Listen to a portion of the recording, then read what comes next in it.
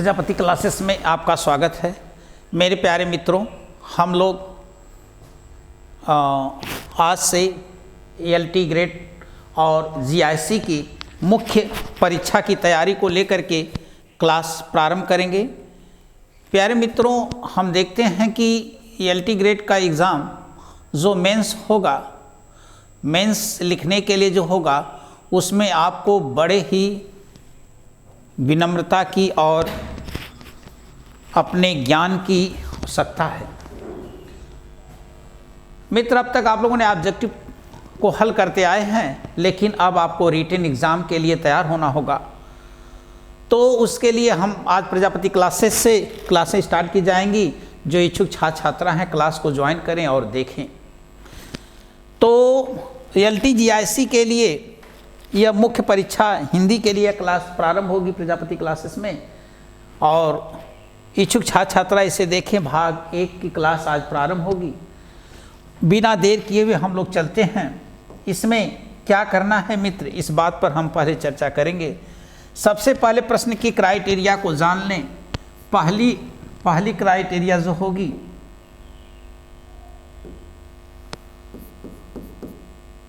या हम लोग हिंदी से बात करेंगे। इसमें यह देखना है, यह जो क्लास होगी एलटी ग्रेड और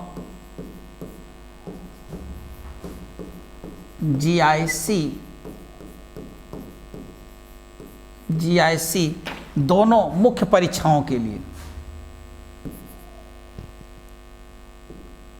ये हो जाएगा मुख्य परीक्षा हेतु। यह क्लास होगी मुख्य परीक्षा हेतु।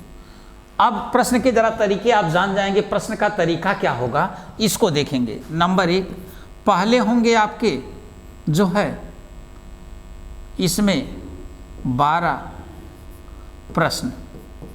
ये 12 प्रश्न जो होंगे, यह होंगे आपके दीर्घ उत्तरी। ये 12 प्रश्न जो होंगे, यह दीर्घ उत्तरी होंगे। इन 12 प्रश्नों के लिए, एक प्रश्न के लिए अगर 12 प्रश्न हैं, एक प्रश्न के लिए 10 नंबर फिक्स किया गया है, तो कितने मिल जाएंगे? 120 नंबर। लेकिन मित्र, अगर इनके लिए देखा जाए शब्द कितने शब्दों में हों, तो ये होने चाहिए मित्र आपके 200 शब्दों में। 200 शब्दों में यह होने चाहिए। फिर समय कितना आप इनको लिखने में लेंगे? 10 मिनट। 10 मिनट, इस बात को आप माइंड में रख लें। इनको लिखने के लिए आप कितने समय लेंगे? 10 मिनट। फिर उसके बाद दूसरा क्राइटेरिया होगा, जिसमें आपके 8 प्रश्न होंगे। 8 प्रश्न होंगे, वह लघु उत्तरी होगा, और जिसमें होंगे 8 क्वेश्चंस, और एक क्वेश्चंस के लिए होगा 10 मार्क। तो कितने हो जाएंगे? 80। टोटल मार्क्स कितने हो गए? 200। और इसमें क्या होगा? शब्द कितने होंगे? इसमें 125। और इसमें आप समय लेंगे 8 मिनट का।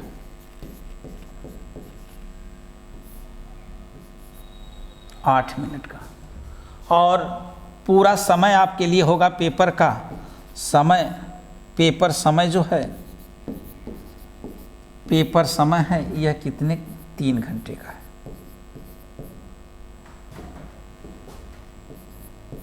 पेपर समय कितने घंटे का है? 3 घंटे का है। तो यह बात तो आप हमेशा अपने मस्तिष्क में बैठा लें कि 12 प्रश्न दीर्घ उत्तरी होंगे, तो 12 गुणे 10, यानी एक प्रश्न पर 10 नंबर होंगे, तो आपका 120 नंबर का वो हो जाएगा।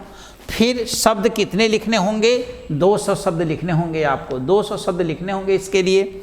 अच्छा, फिर उसके बाद 8 प्रश्न होगा लघु उत्तरी, तो 8 प्रश्न होगा, एक प्रश्न के लिए 10 नंबर होंगे, तो 8 10 में 80, तो टोटल नंबर कितने आपके हो जाएंगे 200। लेकिन जो 200 शब्दों में लिखना है उसके लिए मित्र समय यदि आप 10 मिनट लेंगे तो बहुत आराम से उनको जो आप लिख पाएंगे। और इधर इनका कितना ले लेंगे आप 8 मिनट ले लेंगे, और यहाँ पे जो है आपका प्रश्न तो आप मैनेज कर पाएंगे। उसी में कम बेसी थोड़ा सा आप कर सकते हैं, बहुत बड़ा बाउंड नहीं, आप अच्छा लिख पा रहे हैं तो 7 या 8 मिनट में उसको कर दीजिए, और इसमें 8 मिनट करेंगे तो ज़्यादा हो जाएगा आपका। तो यहाँ पर हम अगर कर देते हैं 7 मिनट तो आपके लिए थोड़ा सा अच्छा हो जाएगा, 7 मिनट ले लीजिए। तो इन बातों को ध्यान में रखेंगे आप लोग तो अच्छा होगा, पेपर अच्छा कर पाएंगे। बिना देर करते हुए हम लोग चलते हैं। अब देखते हैं क्या करेंगे हम लोग तैयारी के लिए। देखेंगे पहले हिंदी साहित्य का इतिहास, हिंदी साहित्य का इतिहास, हिंदी साहित्य का इतिहास, यहाँ से पूरा प्रश्न बनेगा आपका हिंदी साहित्य का इतिहास से। और जितने अच्छे अच्छे सारे कवि हैं, बातें हैं, वो सारी चीज़ों को हम लोग लिखेंगे, लेखन परंपरा से लेकर के सारी चीज़ें चलेंगे। फिर उसके बाद प्रश्न तैयार खूब करना होगा काव्य शास्त्र से, काव्य शास्त्र से, यहाँ से भी खूब प्रश्न बनेंगे। फिर उसके बाद आपको तैयार करना होगा गद्य विधा से, गद्य विधा को तैयार करना होगा। फिर आपको तैयार करना होगा व्याकरण, व्याकरण तैयार करना होगा। फिर आपको तैयार करना होगा संस्कृत, संस्कृत के प्रसिद्ध कवि, प्रसिद्ध कवि जो प्री के हैं वही मेंस के हैं, संस्कृत के प्रसिद्ध कवि आपको तैयार करना होगा। आप देखिए हिंदी साहित्य का इतिहास, काव्य शास्त्र, गद्य विधा, फिर उसके बाद व्याकरण पढ़ना है और संस्कृत के प्रसिद्ध कवि पढ़ना है। इतने से प्रश्न बनेंगे। अब कौन प्रश्न कहाँ से कैसे देगा आपको, माने कि 20 क्वेश्चंस टोटल रहेंगे, 12 दीर्घ उत्तरी और 8 लघु उत्तरी। इनकी क्राइटेरिया क्या होगी, कहाँ तक कैसे होगी, इनके बारे में आपको जानना है, समझना है, पढ़ना है। मित्र इसमें कोई चिंता की बात नहीं है।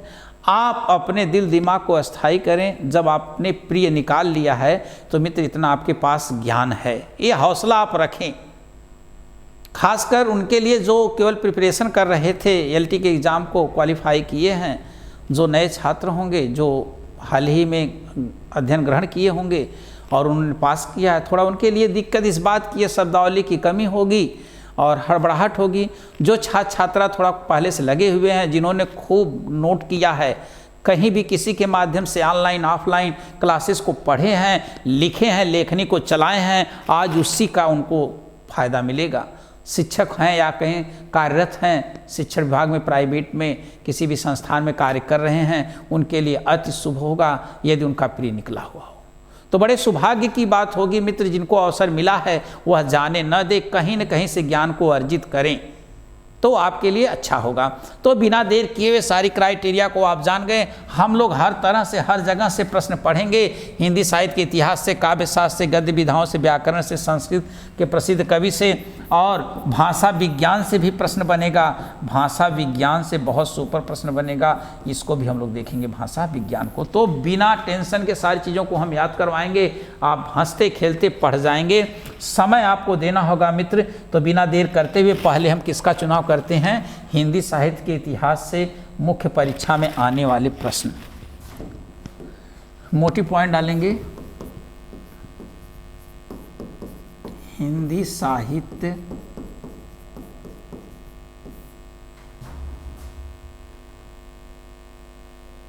से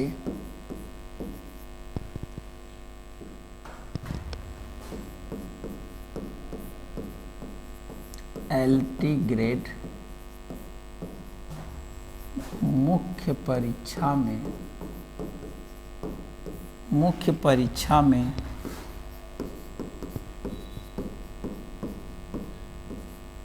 आने वाले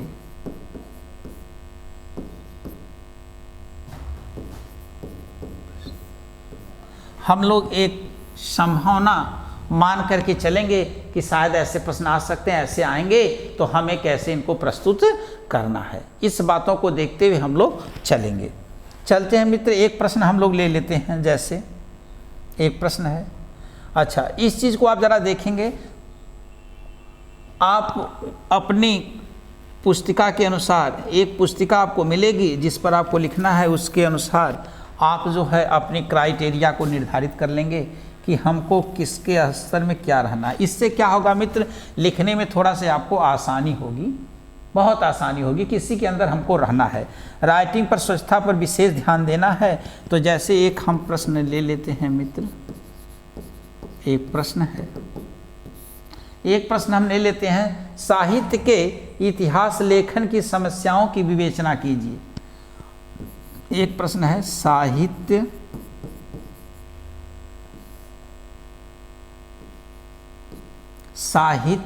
के इतिहास लेखन की, साहित्य के इतिहास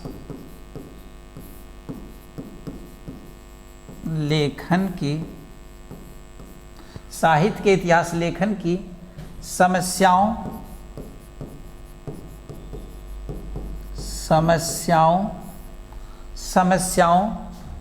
की विवेचना कीजिए।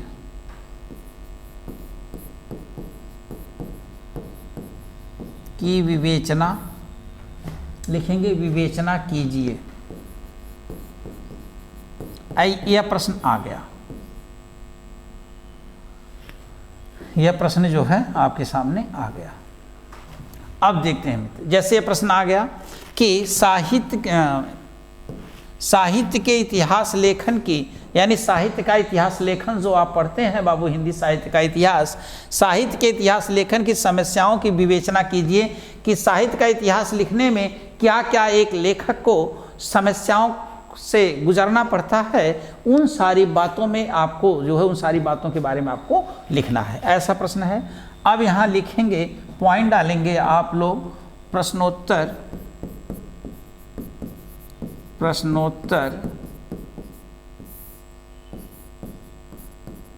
संख्या 1, ये मान दे, प्रश्नोत्तर संख्या 1।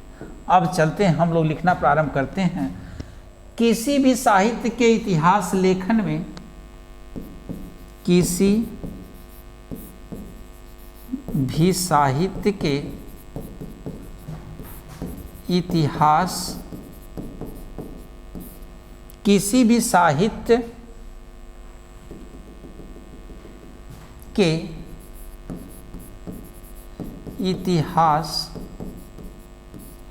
इतिहास लेखन में साहित्य की विकास, इतिहास लेखन में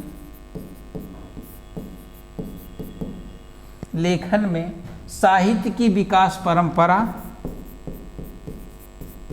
साहित्य की विकास परंपरा, साहित्य की विकास परंपरा, उसके उद्भव से आज तक की, उसके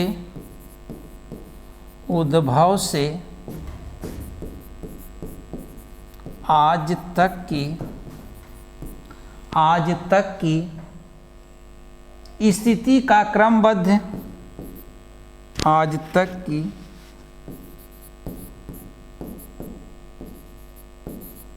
स्थिति का, आज तक की स्थिति का क्रमबद्ध अध्ययन,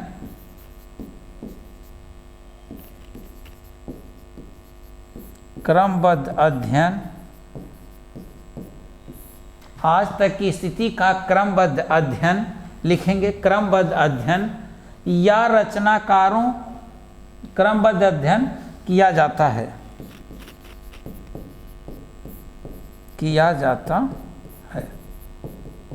क्रमबद्ध अध्ययन किया जाता है, लिखेंगे मित्र किया जाता है। इतिहास के अध्ययन में कवियों, इतिहास के अध्ययन में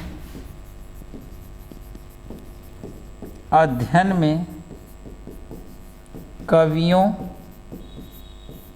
इतिहास के अध्ययन में कवियों, इतिहास के अध्ययन में कवियों या रचनाकारों का ही विवेचन नहीं, कवियों या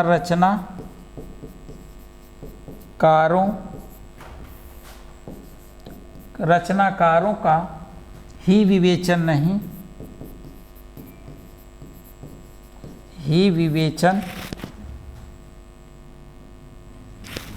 विवेचन लिखेंगे, ही विवेचन नहीं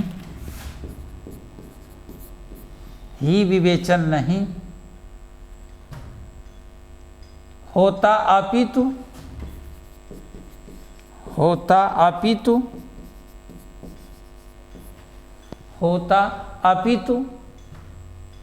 उनके रचनाओं का मूल्यांकन भी किया जाता है, अपितु उनके रचनाओं का मूल्यांकन भी किया जाता है,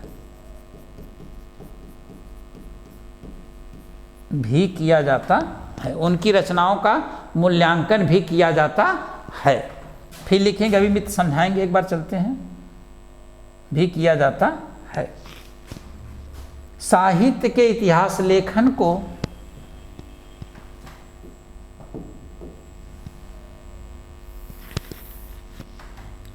साहित्य के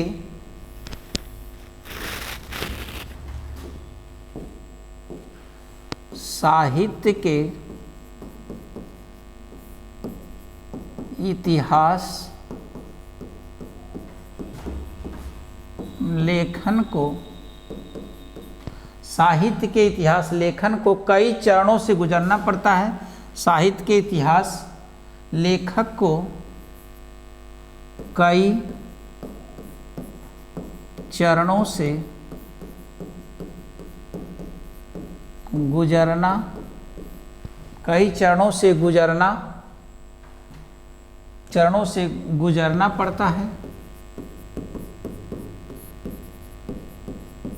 गुजरना पड़ता है। जैसे सबसे पहले स्रोत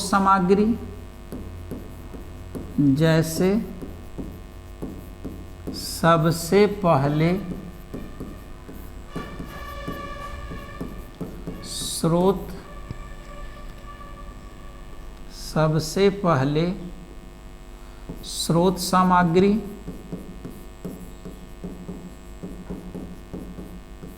स्रोत सामग्री का संकलन करना, स्रोत सामग्री का संकलन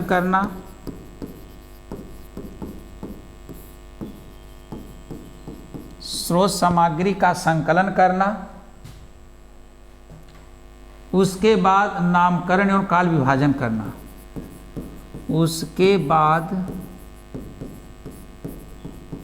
नामकरण और काल विभाजन करना।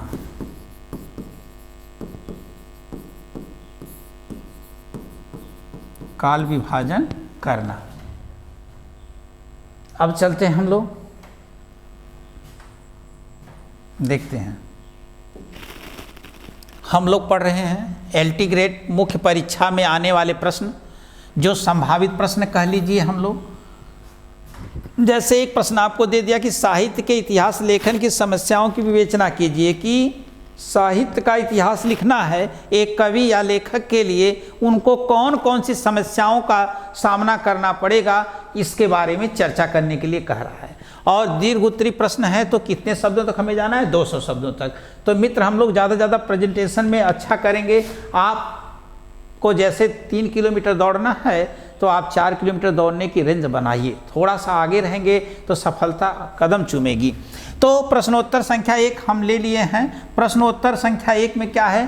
किसी भी साहित्य के इतिहास लेखन में साहित्य की विकास परंपरा, उसके उद्भव से आज तक की स्थिति का क्रमबद्ध अध्ययन किया जाता है। यानी किसी के साहित्य का इतिहास आप लिख रहे हैं तो उनके उद्भव से लेकर के, यानी कहता है लेखन साहित्य के विकास परंपरा, उनके उद्भव से आज तक की स्थिति क्या रही है, उनके उद्भव से लेकर के आज तक की स्थिति का क्रमबद्ध अध्ययन किया जाता है। इतिहास के अध्ययन में कवियों या रचनाओं का ही विवेचन नहीं होता, अपितु उनके रचनाओं का मूल्यांकन भी किया जाता है। कितनी अच्छी बात लिखा गया कि यदि आप किसी के साहित्य का अध्ययन कर रहे हैं, देखो लिखा गया ना, इतिहास के अध्ययन में कवियों या रचनाओं का ही विवेचन नहीं होता, अपितु उनके रचनाओं का मूल्यांकन भी किया जाता है। यानी एक कवि का ही विवेचन नहीं होगा, उनकी रचनाओं का भी उसमें क्या किया जाएगा, मूल्यांकन किया जाएगा। बहुत अच्छी बात है, आगे चलते हैं। साहित्य इतिहास लेखन को कई चरणों से गुजरना पड़ता है। देखो साहित्य इतिहास लेखक जो होता है बाबू, उसको कई चरणों से गुजरना पड़ेगा। जब आप काम करना शुरू करें, आप सब्जियां बनाना शुरू करें तो कई चरण से गुजरना पड़ेगा। पहले आप जो है पूरी वस्तु की सामग्री को जुटाएंगे तभी ना बाबू, वही सेम प्रोसेस है। अच्छा, साहित्य इतिहास लेखन को कई चरणों से गुजरना पड़ता है। जैसे सबसे पहले स्रोत सामग्री, यानी क्या क्या जुटा लेना है आपको ना, स्रोत सामग्री कैसे आप इतिहास लिखेंगे, इनको जुटाना है। स्रोत सामग्री का संकलन करना, उसके बाद नामकरण और काल विभाजन करना। आगे चलते हैं। साहित्य के इतिहासकार के सम्मुख आने वाली समस्याओं की विवेचना निम्नलिखित बिंदुओं के अंतर्गत की जा सकती है। ऐसे लिखेंगे बाबू। अच्छा, पॉइंट बना लेंगे। साहित्य के इतिहासकार के सम्मुख, साहित्य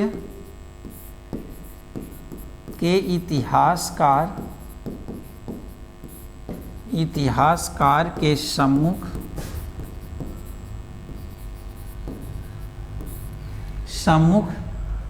आने वाली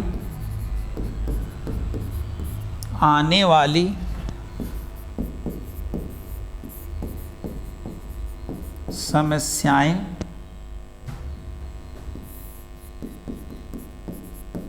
जो अधोलिखित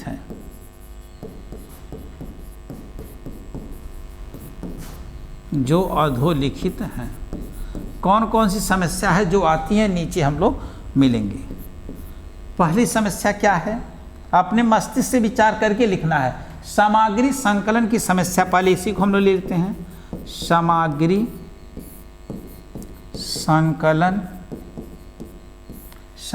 संकलन की समस्या। सामग्री संकलन की समस्या, पहली समस्या एक कवि के पास क्या आती है, सामग्री संकलन की समस्या। यानी कौन कौन सी सामग्री रख ले। आप कोई भी कार्य करने के लिए गए, 2-3 सामग्री रखे, पता चला बार बार उठ करके सामग्री ला रहे हो, तो आप जिस कार्य को करने जा रहे हैं उसकी सामग्री को पूरी तरह से आप एकत्रित कर लें। देखते हैं, साहित्य इतिहास के लेखन,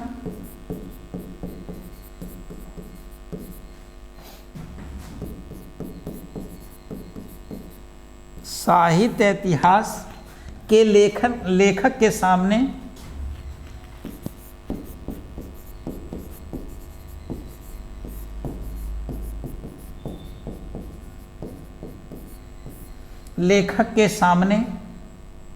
सबसे पहले विषय सामग्री, सबसे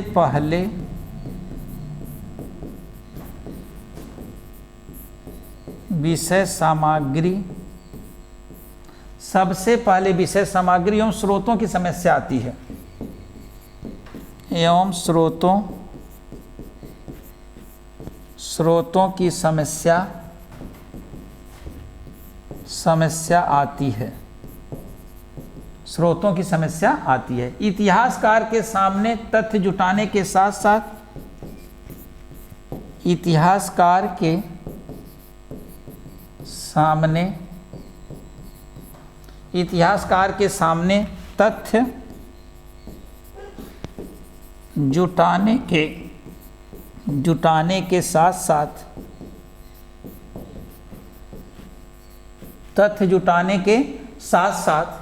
जुटाने के साथ साथ लिखेंगे बाबू, तथ्य जुटाने के साथ साथ तथ्यों के चुनाव की भी समस्या रहती है। तथ्यों के चुनाव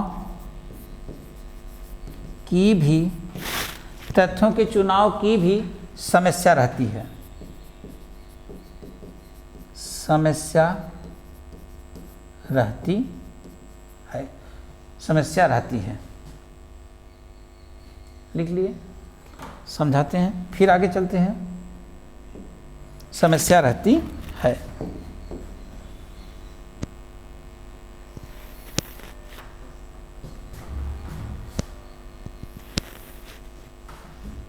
समस्या रहती है, फिर आगे लिखेंगे। तथ्यों एवं संबंधित सामग्री संकलन, तथ्यों एवं सामग्री, तथ्य एवं सामग्री, तथ्य एवं संबंधित सामग्री लिखेंगे।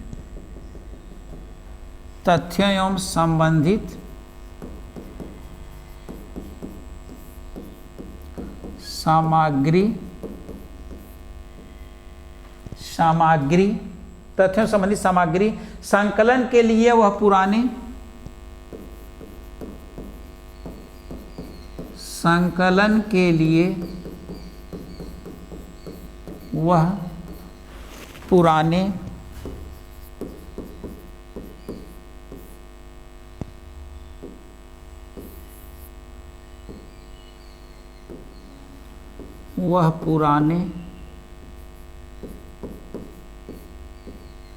वह पुराने लिखेंगे।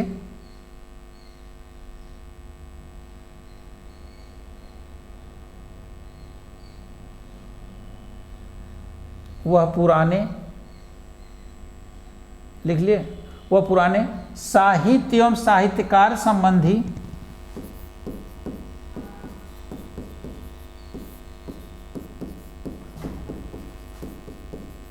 साहित्यकार संबंधी, साहित्य व साहित्यकार संबंधी लिखेंगे। संबंधी, साहित्यकार संबंधी सामग्री संकलन के लिए, अच्छा, संबंधी अनुसंधानों कृतियों के,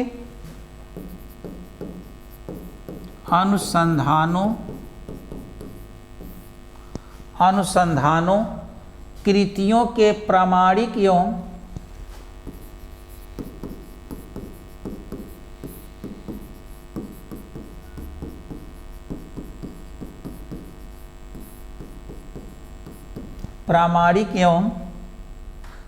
प्रामाणिक एवं साहित्यकार, प्रामाणिक एवं सुसंगठित संस्करणों,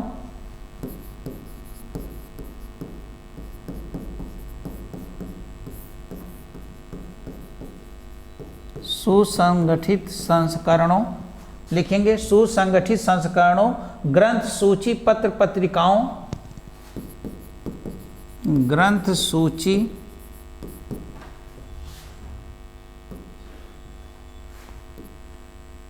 साहित्य संबंधी अनुसंधानों कृतियों, ग्रंथ सूची लिखेंगे। ग्रंथ सूची पत्र पत्रिकाओं,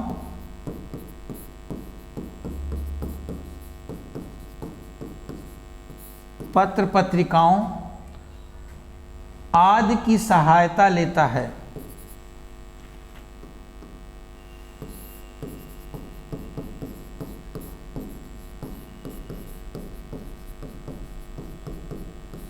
आदि की सहायता,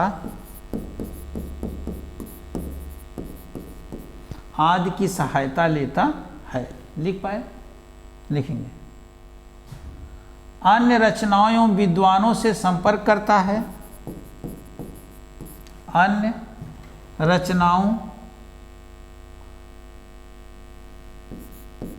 अन्य रचनाओं और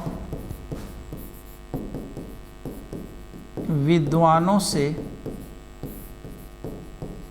संपर्क करता है।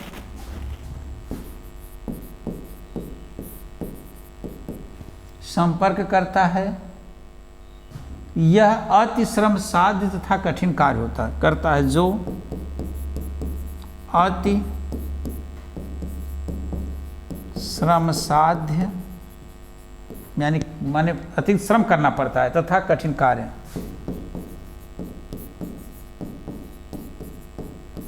कठिन कार्य है। जो बाबू क्या है, अत्यधिक कठिन कार्य है, इसको जानेंगे।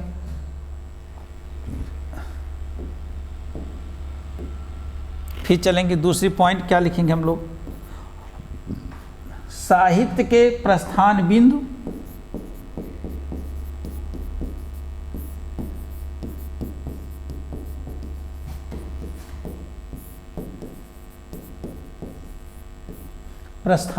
एवं भाषा की समस्या।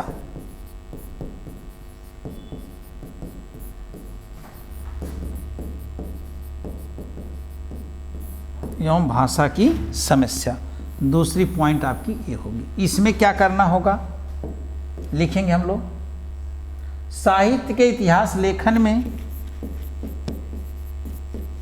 साहित्य के इतिहास लेखन में साहित्य के इतिहास लेखन में दूसरी प्रमुख समस्या यह आती है, दूसरी प्रमुख समस्या यह आती है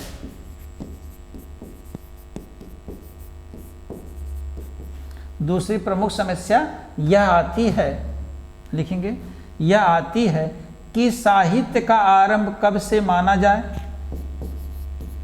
कि साहित्य का आरंभ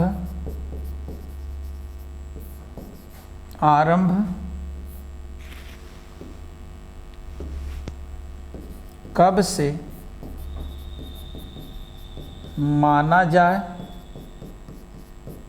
साहित्य का आरंभ कब से माना जाए, क्या प्रथम कृति के सामने आने मात्र से,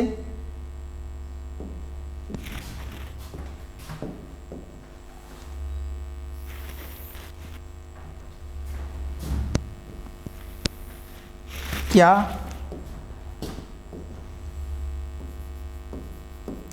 प्रथम कृत के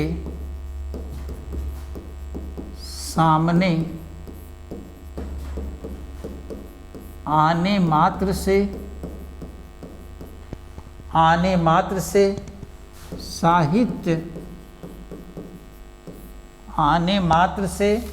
साहित्य का आरंभ,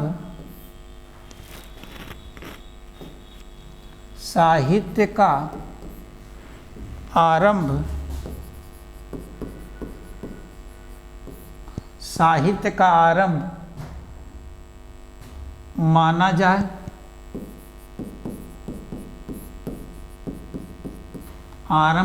जाए, या उस अन्य कृतियों के सामने आने से माना जाए, या उस अन्य कृतियों के सामने आने से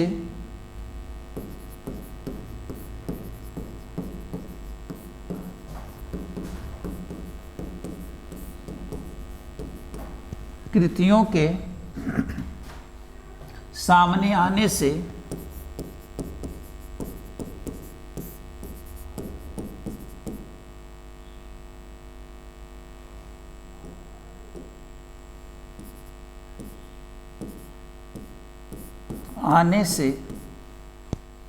सामने आने से साहित्य का आरंभ माना जाए।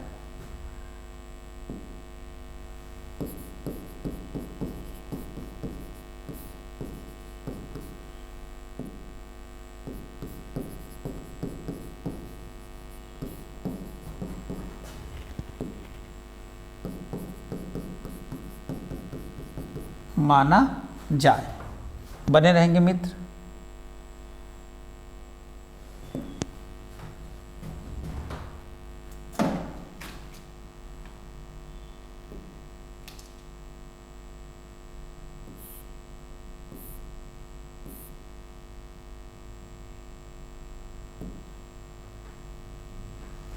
सामने आने से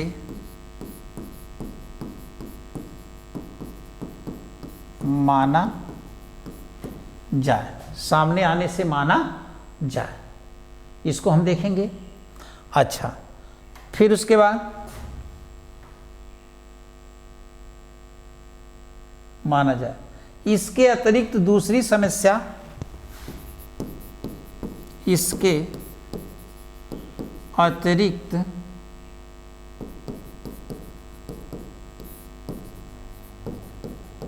दूसरी समस्या, इसके अतिरिक्त दूसरी समस्या यह आती है कि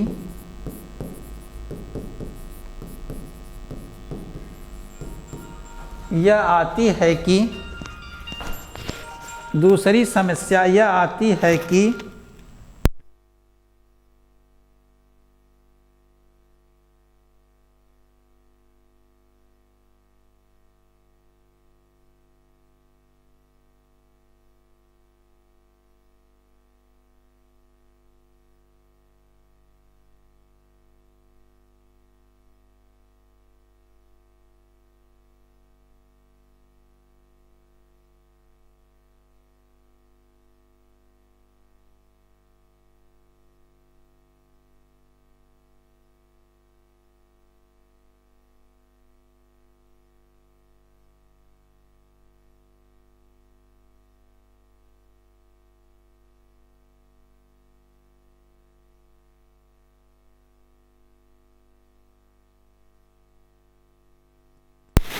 लिखेंगे आती है कि दूसरी समस्या यह आती है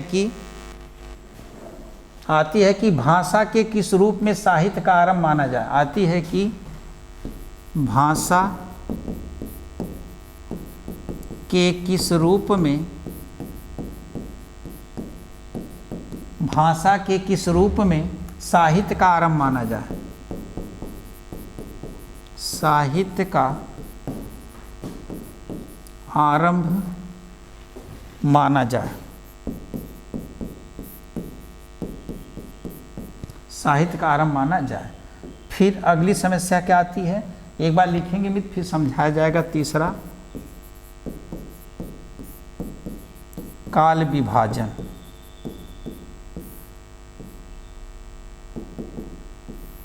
अगली समस्या एक साहित्यकार के सामने आती है, काल विभाजन।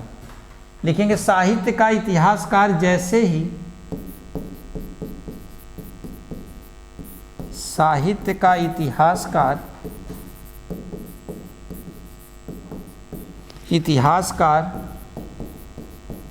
जैसे ही, साहित्य का इतिहासकार लिखेंगे जैसे ही स्रोत सामग्री एवं प्रस्थान बिंदु की,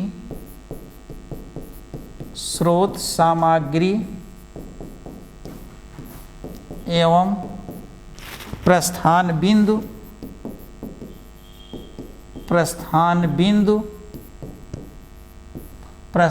बिंदु की समस्या से उबर पाता है, समस्या से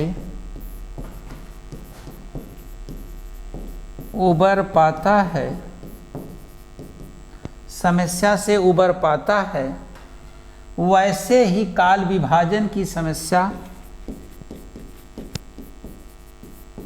वैसे ही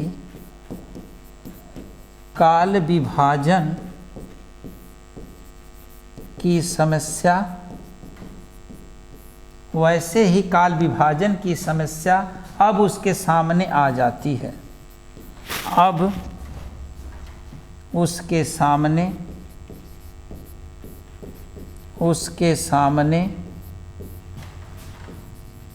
आ जाती है, उसके सामने आ जाती है। फिर लिखेंगे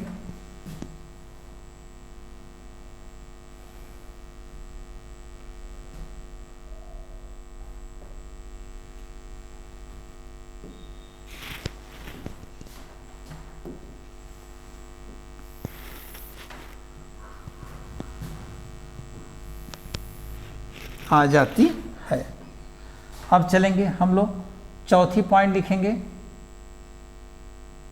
समस्या आ जाती है।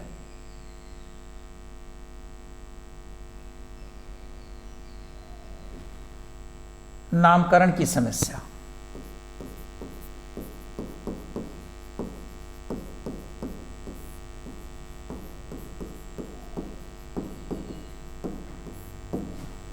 नामकरण की समस्या। लिखेंगे इतिहास लेखन की चौथी समस्या,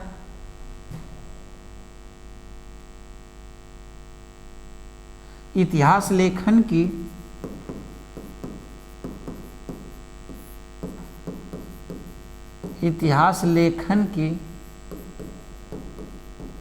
चौथी समस्या आती है विभाजित युगों या कालों के नामकरण की। चौथी समस्या आती है लिखेंगे आती है विभाजित युगों या कालों के नामकरण की। विभाजित युगों या कालों के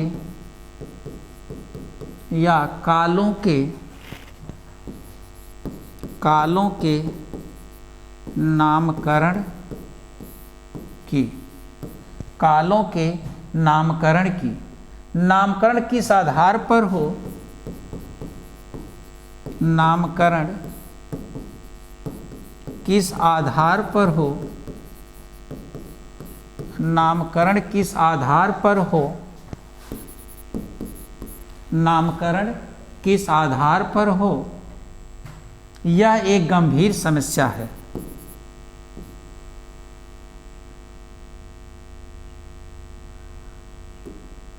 यह एक गंभीर समस्या है। यह एक गंभीर समस्या है। यह एक गंभीर समस्या है।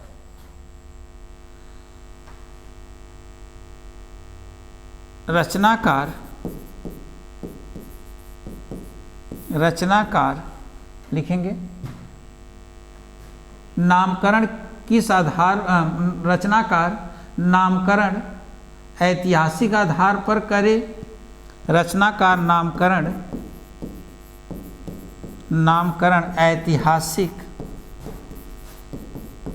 ऐतिहासिक आधार पर करे। ऐतिहासिक आधार पर करे या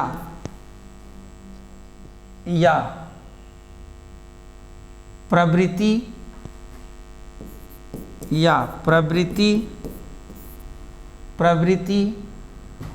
या साहित्यकार के नाम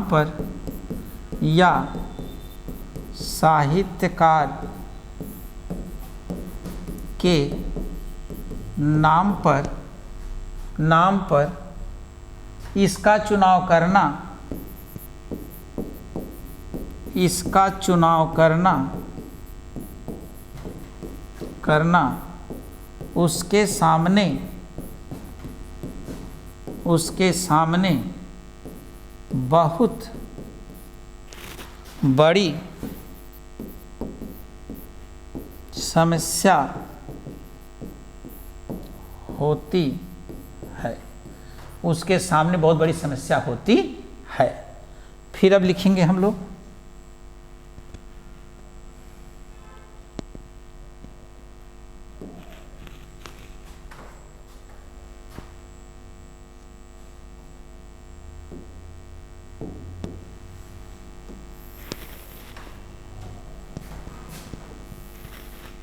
समस्या होती है। उपयुक्त विवेचन से यह निष्कर्ष निकलता है कि लिखेंगे उपर्युक्त विवेचन से यह निष्कर्ष निकलता है कि यह निष्कर्ष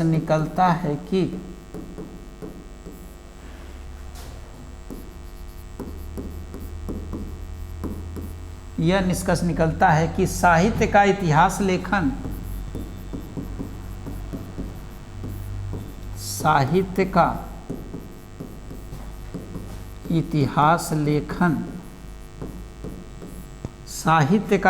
लेखन वास्तव में एक कठिन कार्य है। वास्तव में एक कठिन कार्य है, समाप्त होता है। एक प्रश्न समाप्त होता है। एक बार हम पूरी तरह से देखेंगे, बहुत आसानी से मित्र समझ पाएंगे।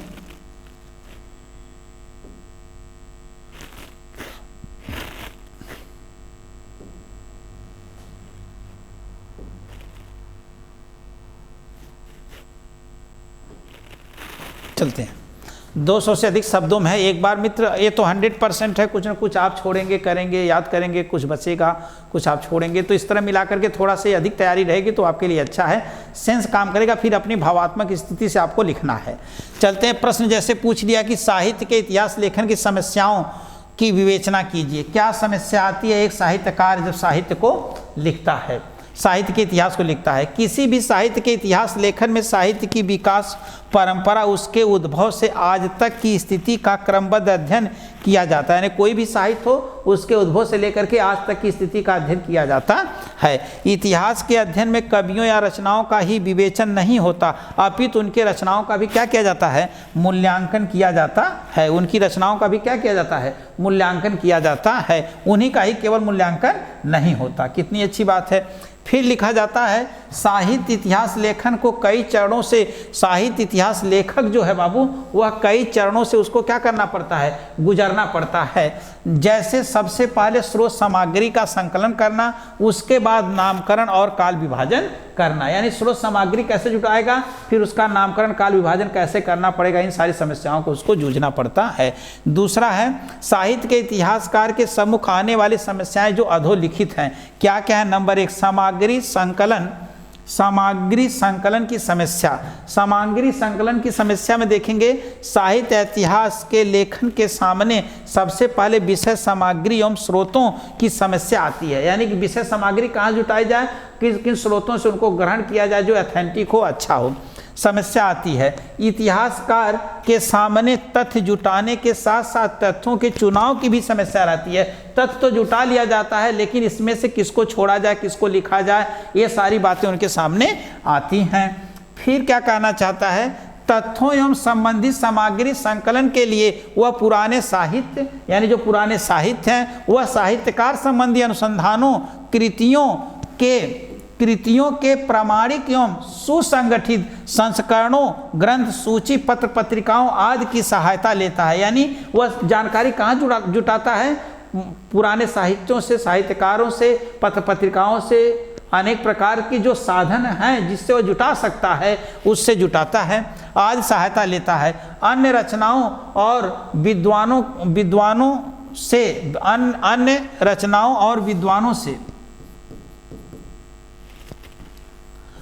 संपर्क करता है, जो अति श्रम साध्य तथा कठिन कार्य है। यानी किताबों पुस्तकों को खोजेगा और रचनाकारों से, रचनाओं से संपर्क करेगा, कवियों से संपर्क करेगा, जो एक कठिन कार्य होता है। साहित्य के प्रस्थान बिंदु एवं भाषा की समस्या। साहित्य का प्रस्थान बिंदु यानी कहाँ से इसको प्रारंभ किया जाए, और भाषा की क्या समस्या है। साहित्य के इतिहास लेखन में दूसरी प्रमुख समस्या यह आती है कि साहित्य का आरंभ कब से माना जाए। यानी साहित्य का आरंभ कब से माना जाए। साहित्य के इतिहास लेखन में दूसरी प्रमुख समस्या यह आती है कि साहित्य का आरंभ कब से माना जाए। फिर कहता है, क्या प्रथम कृति के सामने आने मात्र से साहित्य का आरंभ माना जाए, या उस अन्य कृतियों के सामने आने से माना जाए, जो भी कृतियां आई हों पहले, उसी के आधार पर माना जाए। इसके अतिरिक्त दूसरी समस्या यह आती है कि भाषा के किस रूप में साहित्य का आरंभ माना जाए। यानी कि भाषा के किस रूप से साहित्य का आरंभ माना जाए, या किस कृति से माना जाए, ये सारी समस्याएं उनके सामने आती हैं।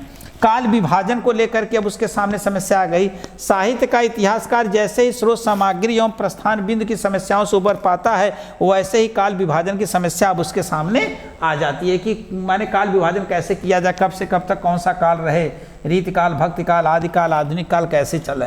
नामकरण की समस्या देखते हैं। इतिहास लेखन की चौथी समस्या आती है विभाजित युगों का कालों के नामकरण की। यानी किस युग में कैसे विभाजित किया जाए, उसका नाम क्या रखा जाए, नामकरण किस आधार पर हो, यह गंभीर समस्या है। रचनाकार नामकरण ऐतिहासिक आधार पर करे या प्रवृत्ति या साहित्यकार के नाम पर, इसका चुनाव नाम पर इसका चुनाव करना उसके सामने बहुत बड़ी क्या हो जाती है, समस्या हो जाती है। फिर उसके बाद आता है बाबू, इतने से काम आपका चल जाएगा है। उपयुक्त विवेचन से यह निष्कर्ष निकलता है कि साहित्य का इतिहास लेखन वास्तव में एक कठिन कार्य है। यदि प्रश्न आता है मित्र तो इन सारी बातों पर आपको ध्यान रखना होगा, जिसमें जितने भी शब्द हैं आप एक बार मानसिक स्थिति बना लें, फिर आप अपनी भावात्मक स्थिति से लिखें।